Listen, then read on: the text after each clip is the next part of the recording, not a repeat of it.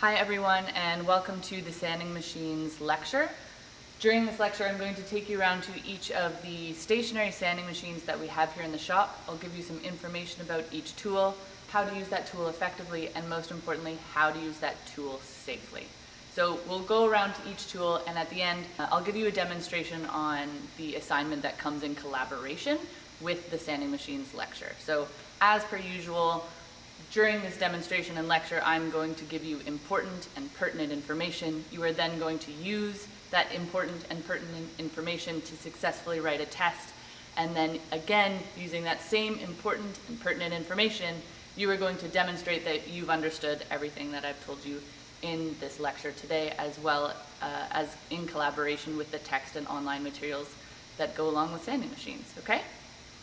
So right off the bat, general rule of thumb, these sanding machines that we have here in the shop are typically using an 80 to 100 grit sandpaper, meaning that that's a fairly aggressive sanding. So this is for rough sanding. This is for taking off lots of material, getting rid of those heavy machine marks. We do not use this as a final sanding, so that is to be done using orbital sanders or hand sanding later. So this is to help you get down to the nitty-gritty. So just be aware that these tools work very quickly. They take off a lot of material. I just need you all to be mindful of that because they're pretty heavy duty.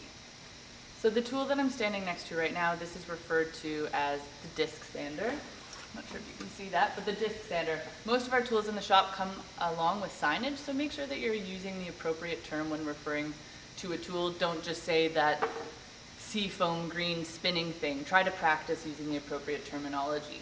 So the disc sander, seafoam with Pepto Pink Bismol accents, is essentially a motor within a casing, and this tool is actually double-sided. So there's a spinning disc on this side and a spinning disc on this side. They're both operating in the same direction. So if someone is tinkering with this tool, adjusting the setup, make sure that you don't just come and push the button because it could be dangerous for their fingers. There's a main power switch, so if you have to make any adjustments, tilting table, what have you, make sure you shut off the main power switch so that we can avoid any accidents. The main power switch is back here. Other than that, it's fairly simplistic. There's just an on-off button. There's an off button here, again, if there's for emergency purposes, but the black button here is the start button, the red button is the stop button. So fairly simplistic. A motor, 2 spinning discs on it. This tool, again, it's an aggressive tool. It takes off a lot of material very quickly. And again, 80 to 100 grit sandpaper. With each of our sanding machines, this is just a natural rubber block. It's best to clean off our discs. It'll help minimize the amount of burning marks that we see. It'll give us a much cleaner sand. It also helps to extend the longevity and the lifeline of our sandpaper. We want to do that. It looks like the last person to have used it, it looks like they maybe came with a bit of wet glue on any of our sanding machines. That's something we want to avoid. Make sure that when you're coming, you're not coming with wet glue, you're not coming with tape or anything messy that's going to gunk up our sanding belts and sanding discs, okay? So coming with clean product, and make sure that you're cleaning before and after each use to extend the life of our sandpaper. This machine, it spins in one direction. Something that's very important is that you always want to be holding your material on the down side of that spin. If this machine is on and I'm trying to sand this way, it's going to carry, and it can be quite scary and jarring. So you're always working on the down side of the spin because it's safest. There's a few adjustments that you can make with this machine. We can move the table in and out. If I loosen off these levers and knobs here, I can move the table in and out. This is very helpful if I need to change the disc, which is just a sticky piece of sandpaper on a metal platen. If I am changing the disc, it's really important because there'll be a bunch of leftover adhesive on there. I'm going to want to wipe it down and make sure it's really clean before I go ahead and apply the new sandpaper. Something that I can do with the table pulled out. I don't have to remove anything. I can just clean it and put on a fresh sandpaper. We can move the table in and out. I would never want to work with this machine on with the table out this far. There's a risk that the piece is going to catch and my hand will be pushed into that abrasive surface, and that would be just really awful. So when we're working and doing our setup, we always want to have our table as close as possible to our disc, because then we're just removing any room for error or mistake or accident, which is always important when working with power tools, right? So I would just tighten that table back up.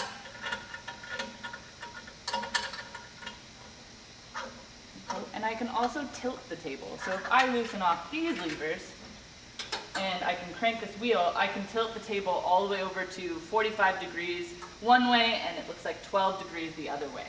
If you're making any adjustments, always make sure that you're returning the position back to 0, because you don't want the next person to come to the tool unknowingly and sand all of their pieces with a 5-degree edge that is unexpected. It's just not very pleasant. So always make sure that you're returning your tools back to a neutral position, which is 0. So according to that, 0. And this tool, again, it's a aggressive, rough sanding. It's great for sanding end grain. I can also do a bit of curve work. I can do outside curvature with this. So for example, if I wanted to sand this outside end of this wooden handle, that's something that I could do and achieve on this tool. I'm just going to turn this machine on and show you just sort of how quickly I can go ahead and sand an edge. You'll notice that there's a track here. I can use accessories with this. So with this tool, this is a miter jig for the disc sander. That slides into that track, and it can help me and aid me in holding a piece of material at a 45-degree angle, because this is actually a great tool if you're having a hard time getting those miters perfect. Sometimes taking it over to the disc sander and using the miter jig can help you close up whatever gap you might be having in your miter. So I'm just going to turn this on, show you how it works, sand a little bit of my end grain, and then turn it off. This machine takes a long time to slow down. There's no brake that kicks in. So make sure that when you're turning off the tool that it is in fact off. Wait for it to slow down before you walk away. We really never want to leave any of our power tools or sanders on. Again, we're trying to minimize the amount of accidents that happen. Always, always, always safety glasses, hairs tied back, taking jewelry off, doing anything we can to keep ourselves and others safe, okay? So on. Sounds good. Let it come to full speed.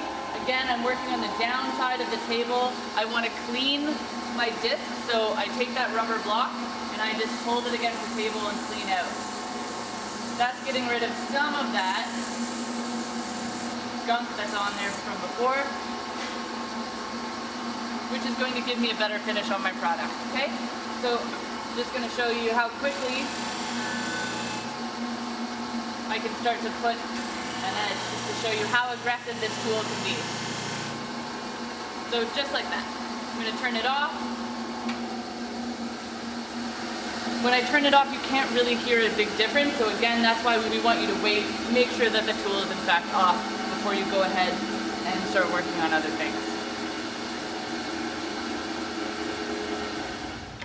Okay, so now I'm standing next to our belt sander. Note the signage. Try to use the appropriate terminology.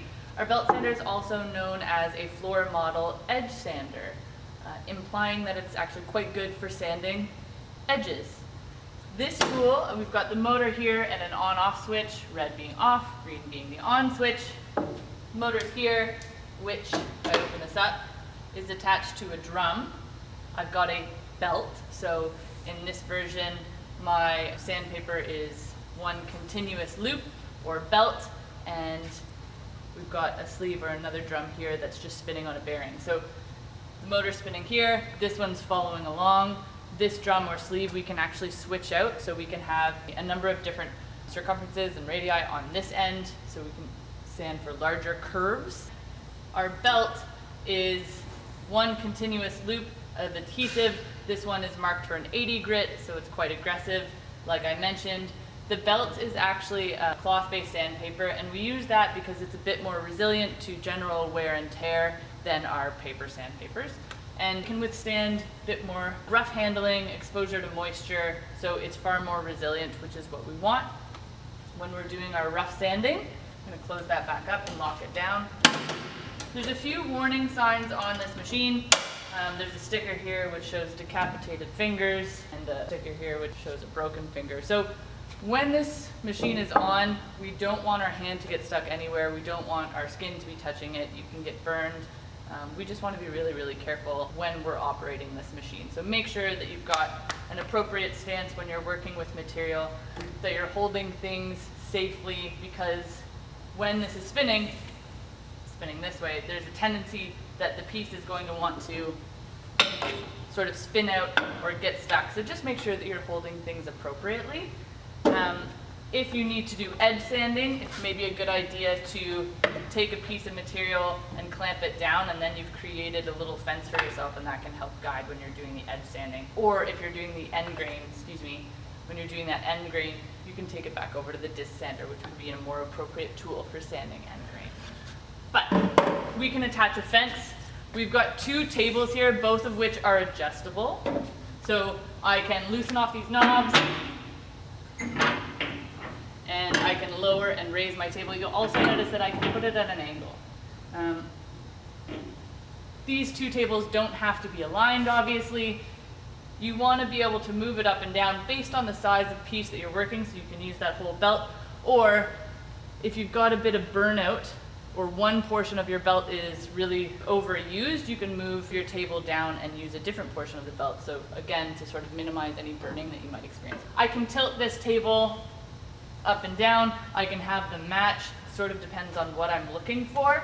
On-off switch again. And I want to make sure that I'm cleaning the belt to extend the longevity again of my sandpaper, and also to minimize any burning that might happen on my piece. On the back of this belt, there's an arrow, and the arrow is indicating which way the belt should be spinning when the tool is operational. We do that because it's important to know which direction, because there's a seam eventually on here, and we want to make sure that it's running the right way. Otherwise, you're going to be going against the way that that seam is installed, and it might eventually break. So making sure that you're installing the belt in the correct way is really important. Safety glasses always. Cleaning our belt before and after use. I'm going to turn it on, and I'm just going to show you, this is a great tool for doing small edge details. You can do a lot of work with this, and I'll show you when I'm showing the exercise that comes along with sanding machines, how I would use the end drum to get some curvature. So I'm just going to quickly turn it on and just do a bit of edge sanding, just to show you how I would hold and how I would stand.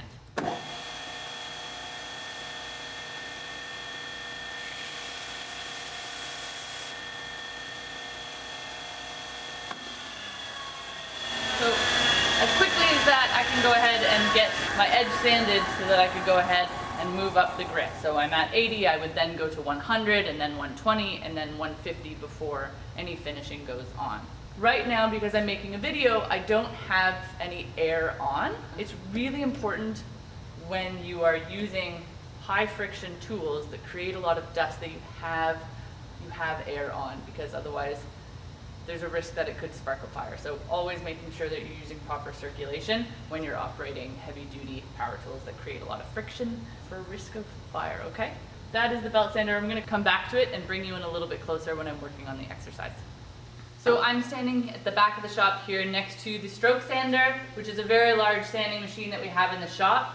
When using this tool, there's a bit of a caveat. So all first and second semester students must have an instructor present while operating this machine. The reason that we have that as a general rule is because there's some finesse and technique in using this machine, and you can very quickly mess up maybe a veneered panel that you'd worked quite hard on. So we're just trying to minimize some of those early on mistakes until, as a student, you develop the finesse that it takes to sand a panel down quickly using this tool. So just be mindful of that until you get the hang of things. Then you're welcome to use this machine as much as you like. I highly suggest it. I find students are hesitant to use this machine because of that warning, but to sand a panel, which is what this machine is designed for, it can really quicken your pace. So if you've got maybe a number of doors or tops to work on, this is going to do that rough sanding for you very quickly, so then you can quickly move up the grits. So this right now, the belt says 100, so this is a 100 grit. This is going to give you that sanding, get it done lightning fast, and then you can go finish up and move up the grits with the orbital and hand sander, so getting up to that 150, right? I'll show you a bit of the mechanics. This guy flips open. And I can open this up. We've got our motor again here, which is spinning this drum. This guy is spinning clockwise, so the belt is spinning this way. Okay? On-off switches here. Having the air on is again incredibly important because friction, dust, not a good combination. We want to be circulating that dust out of the area as quickly as possible, so always operating with the air on. This guy opens up too.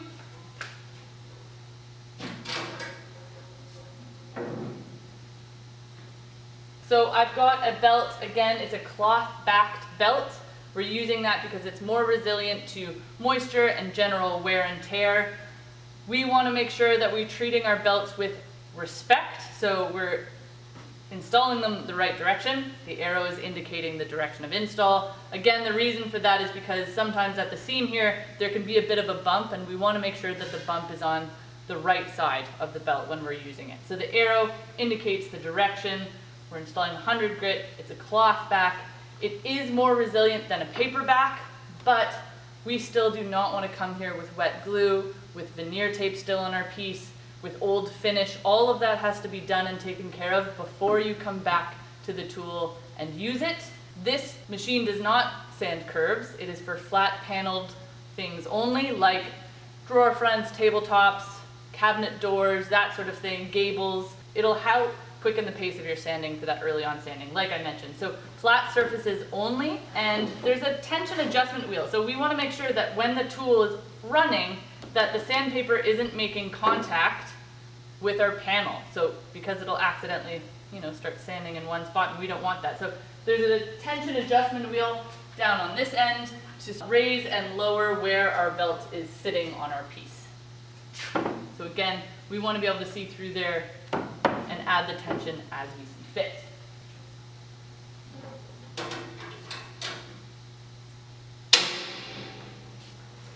Making sure these are locked down before we go ahead and use them. And our cover is also down. So there's a few things with this machine. So it's got a table that moves back and forth, and then we have two tools that are referred to as a float. So this is just a free float or a handheld float. And then there's also a float attached. And this is the tool that allows us to apply pressure to the piece that we are intending to sand. Now, this is the finesse part. We don't want to apply too much pressure because we might burn a hole through our piece or create a hollow. We don't want to apply too little pressure because then we're not achieving what we're looking to achieve. So finding the right amount of pressure, mostly the weight of the float should suffice. But you have to be always moving the float and always moving the table. You may also notice that the bed of this table, people tend to store their things down here. This is not a storage unit. What this is actually for is this is a crib. So if I wanted to sand the top of a table that was already produced, I could take off that and stand my table right there, and I could go ahead and sand it while it's already made. But people tend to use this as a storage unit. It is not a storage unit. Now we're pretending that this is a veneered panel. We're pretending that it's solid wood. There's not really a reason for me to be sanding particle board without that. But we're using our imagination. If I were to sand a large tabletop, I would have to be moving the float and moving the table in and out so that I'm getting a nice, even application of pressure, right? So I would be moving the float back and forth and the table back and forth. This is one of those strange things where this is the finesse. If you can do this, you'll eventually get this. It's tricky at first. You'll see what I mean when you get here. So we want to be moving our table back and forth. We want to be using our float back and forth. When there is grain, we always want to be sanding with the direction of the grain. And you'll notice there's a little bar here, and this acts as a brake, otherwise our piece would go soaring without anything there. When you are sanding a piece of material, it's a good idea to have another piece of material of the exact same thickness. It just makes it easier, because if I don't have anything there, I run the risk of rounding over my piece really quickly. So With my float overhanging, I can lean this way. If I come too far on the side, I can lean this way. So having a piece of a similar thickness is just helpful. It is very easy to oversand and to take off corners. So just be very careful that you're not bringing the float too far over because it'll drop down, or too far back because it'll drop down. You've got to find that sweet spot.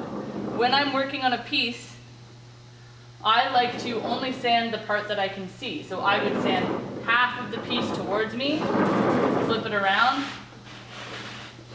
and sand the other half towards me because I can't actually see what's going on, and then I run the risk of rounding over the far edge. So again, there's a bit of finesse when working with this tool. This is a veneered panel. I'm going to show you how quickly I can burn through that veneer or how quickly I can mess up that edge. So I like to use the handheld float. That's just what I'm more comfortable with. I'm going to keep moving. I'm not applying too much pressure, not applying too little pressure, and I'm just going to show you how quickly I can sand through that veneer, okay? Glasses on. Power on. So if I hold it a little bit on that edge,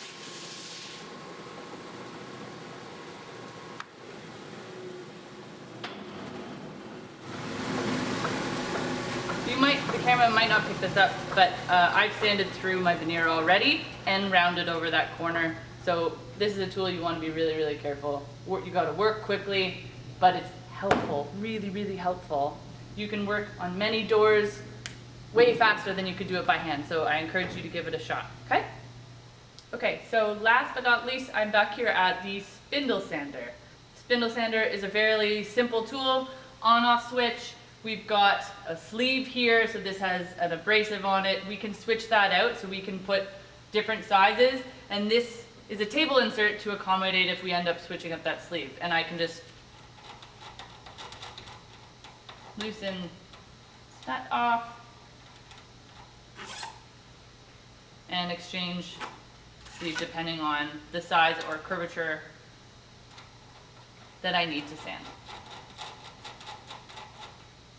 This is great because I can use it for outside curve work if I need to clean up a detail, but I can also use it for interior shapes. An example, if I needed to sand along the inside of this, I would simply place it down on my table, turn it on, and then sanding those inside edges. So great for curve work only because it's a curved sleeve. So it's curve work, you can do outside shapes, and you can do interior curvature as well. On-off switch, and this has sort of a plunge action, and I can also tilt the table. So the table is adjustable, loosening off those handles, and I can swing my table to 45 degrees. So all the way over to 45, and I can lock it into place. But I'm gonna leave it at 0, tightening that back up. Let's go 2. And I'm just gonna turn it on and just, safety glasses, almost. There we go, and I can go ahead and start sanding a curve. I find that this one takes a bit of time, so if you have a lot of sanding, be prepared. It takes a little bit of time to get through the sanding that you need done with this tool. So, Spindle Sander. Okay, so the exercise that comes in collaboration with the sanding machine lecture is you're going to be making your own push sticks, and these are helpful when on the table saw, keeping your fingers away, clear of blades, so these are excellent. You are going to trace this template out onto 2 blanks.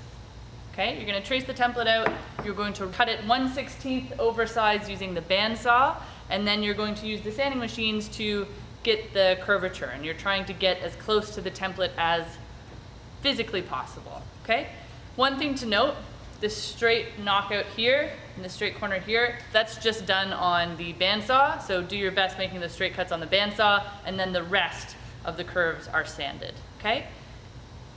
The instructions are written on both pieces, so sanding machine exercise, trace onto 1/2-inch birch plywood, so we supply you with the plywood. The reason that we're using plywood is because we need it to be a resilient or strong enough piece that we can take it onto the table saw, so particle board isn't the best thing to use as a push stick, so you want to have something it's a bit harder.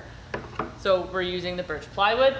Bandsaw 1/16 outside, then sand to the lines using the appropriate machine. So what I'm gonna do is bring you in a little bit closer, draw the sanding, take it to the bandsaw, and then show you how I might do this one here on our belt sander. Okay, so I've got my templates here and then my blanks. So I'm just gonna line these up best I can, trace it out.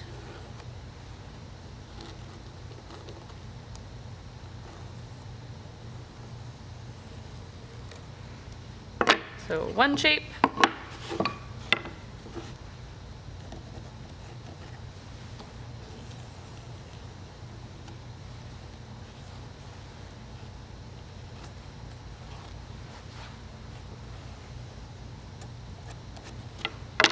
Two shapes. I'm going to take those over to the bandsaw, remembering that this knockout is just going to be done on the bandsaw. So I'll do that as cleanly as possible, and the rest I'll be cutting 1/16 away from my line and then sanding it down. You don't want to leave too much because then that creates a lot more sanding for you to do.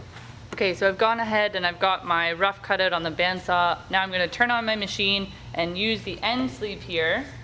Might need to raise this table up a little bit and use this end sleeve so that I can get all of these corners. So first I'm going to raise my table because it looks like I need to do that. That should be good. Okay, I'm ready to go.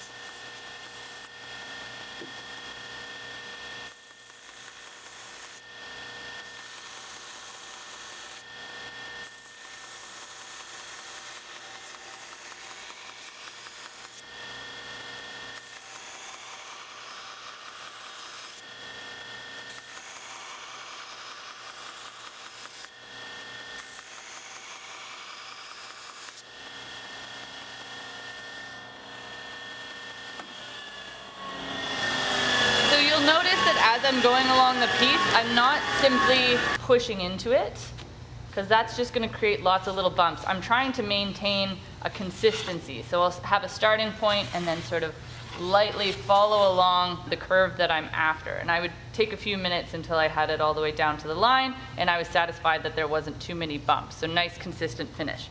And eventually, my final product is going to look like that. Okay?